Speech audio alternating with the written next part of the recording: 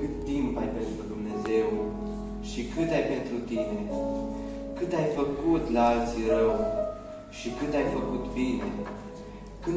Când ai hrănit al tău dușman cu pâine și cu apă? Sau când l-ai binecuvântat măcar în zi odată? Cât oare ți este rugăciunea? Te-ai întrebat din când în când? Sau mai păstrezi călăuzirea să împarți cu cel flămând? De când n-a stat la masa ta străinul de afară, să-l mângâi stâmpărându-i foamea și setea cea amară?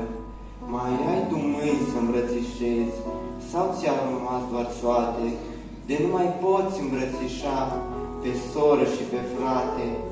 Mai e dreptatea steagul tău și scut de apărare la cel căzut în drumul său, sau totul nepăsare?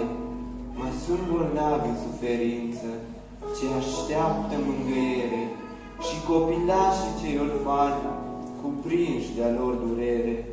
Mai sunt și cei descurajați, ce așteaptă ajutoare, și umblă Domnul printre frați să îndemne la lucrare.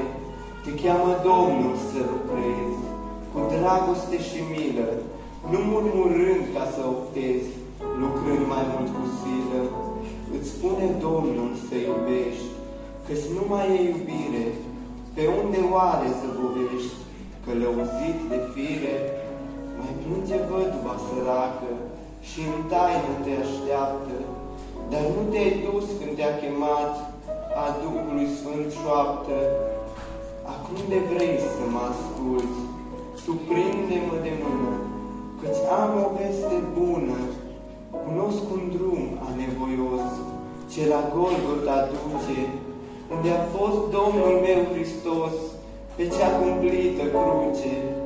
Să mai urcăm puțin în deal, l-aud cum strigă tare: pentru al meu și al tău păcat, o Doamne, dă iertare. Se simte în aer suferința și păcatul și necazul, și lacrima nevinovată, cum îi brazdă obrazul.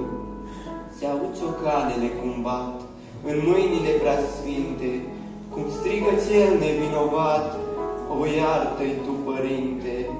Privește în ochii lui curați, cum Domnul te iubește, și-a spus iertare în dreptul tău, El nu te osândește.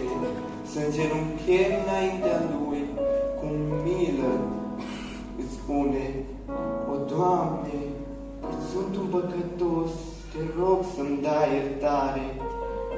N-am ascultat de glasul tău, m-am lepădat de tine, însă acum îmi pare rău, ai milă și de mine.